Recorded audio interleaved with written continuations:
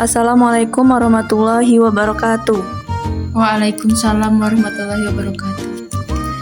Mohon maaf Bu, sebelumnya saya Fatwa Aulia dengan nomor NIM 855795699. Saya di sini akan bertanya terkait RPP yang sudah saya praktikkan tadi. Dari pertanyaan tersebut, salah satunya yang pertama, bagaimana respon siswa saat mengikuti kegiatan pengamatan daun, batang, dan buah dalam pembelajaran IPA? Itu bagaimana respon dari Ibu?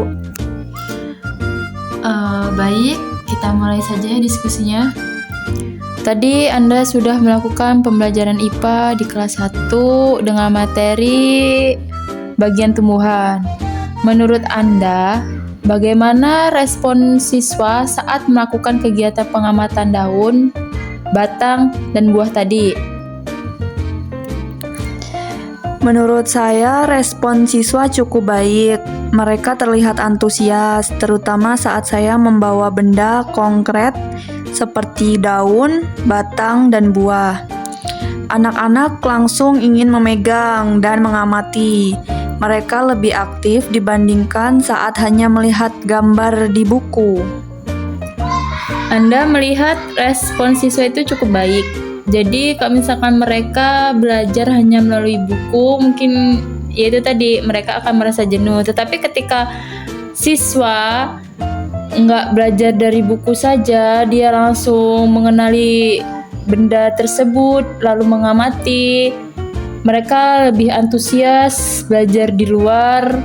Ketika kamu sudah memberikan materi, apa yang kamu kasih ke siswa, lalu mereka mencoba mempraktekkan di luar, yaitu cukup sangat baik untuk membuat siswa merasa antusias dan kegiatan belajar mengajar tidak bosan ketika siswa hanya melihat dari buku saja. Ketika siswa di luar, dia melihat benda lalu mengamatinya, mungkin mereka akan paham, oh seperti ini bentuknya, oh seperti ini teksturnya, gitu.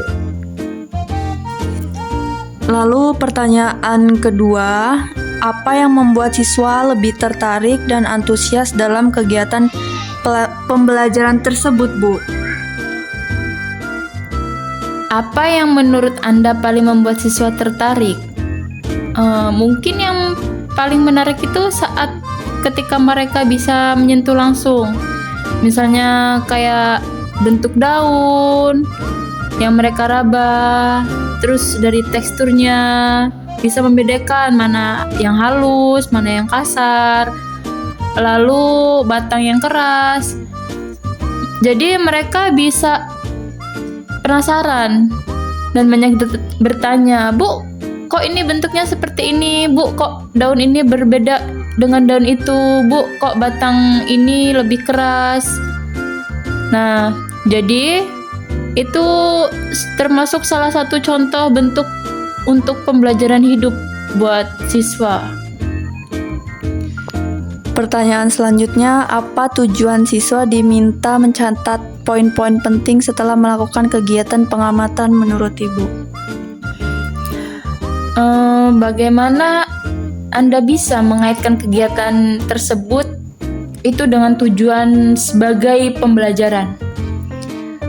Kalau saya mengarahkan mereka itu untuk lebih mengenal bagian tumbuhan, daun, batang, serta buahnya. Setelah mengamati, siswa saya minta menyebutkan nama dan fungsi sederhana dari tiap bagian. Jadi dari praktik mereka bisa menemukan konsep sendiri. Lalu apakah semua siswa bisa mengikutinya dengan baik? Sebagian besar bisa, tapi ada beberapa siswa yang masih bingung membedakan batang, daun, dan ranting. Untuk itu, saya bantu secara langsung dengan menunjukkan ulang dan membandingkan benda yang ada di depan mereka.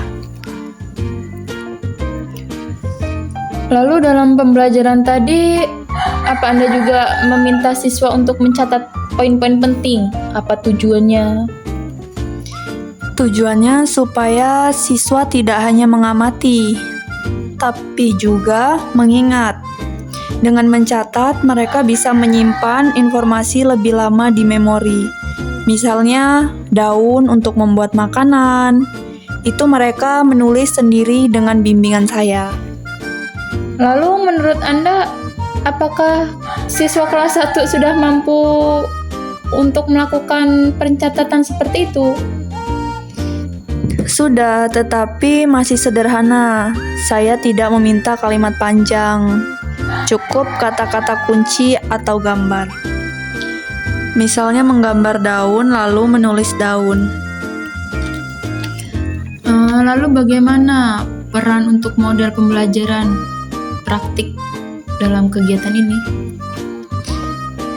Sangat penting karena anak kelas 1 itu masih dalam tahap berpikir konkret. Jadi mereka lebih mudah memahami jika langsung melihat dan memegang objek nyata dibandingkan hanya penjelasan verbal. Lalu dari pengamatan tadi, apakah ada kendala saat kegiatan praktik berlangsung? Ada sedikit kendala, yaitu beberapa siswa terlalu bersemangat sampai sulit diatur saat ingin memegang benda, tapi bisa saya atasi dengan membagi giliran dan memberikan aturan sederhana. Lalu bagaimana cara Anda untuk mengatur agar siswa itu melakukan pembelajaran dengan tetap tertib? Saya membuat aturan sederhana seperti angkat tangan dulu sebelum pegang benda dan bergantian. Saya juga membagi siswa dalam kelompok kecil supaya lebih terkontrol. Terus menurut Anda, apakah pembelajaran seperti ini itu sangat efektif bagi siswa? Iya, sangat efektif karena siswa tidak hanya mendengar tapi mengalami langsung. Mereka jadi lebih cepat paham dan lebih aktif bertanya. Lalu kalau dibandingkan dengan cara metode ceramah, apa perbedaannya?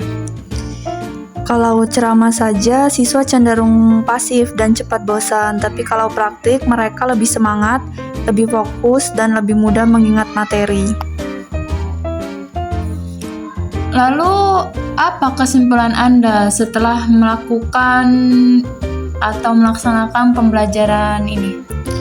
Kesimpulannya, pembelajaran IPA kelas 1 tentang tumbuhan akan lebih efektif jika menggunakan benda konkret dan metode praktik langsung. Siswa jadi lebih memahami konsep daun, batang, dan buah secara nyata.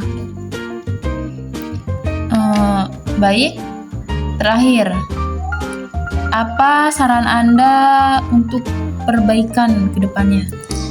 Saya akan lebih menyiapkan media yang lebih banyak agar semua siswa bisa memegang sendiri. Selain itu, saya juga akan memperjelas instruksi agar waktu praktik lebih efisien. Cukup, baik. Terima kasih atas penjelasannya. Ya, terima kasih kembali, Bu. Demikian pertanyaan yang dapat saya tanyakan, kurang lebihnya seperti itu. Saya mohon maaf bila ada kata-kata salah. Terima kasih yang sebesar-besarnya saya sampaikan kepada Ibu selaku pengamat yang telah berkenan meluangkan waktu, tenaga, dan pikiran untuk memberikan masukan, saran, serta jawaban yang sangat membangun.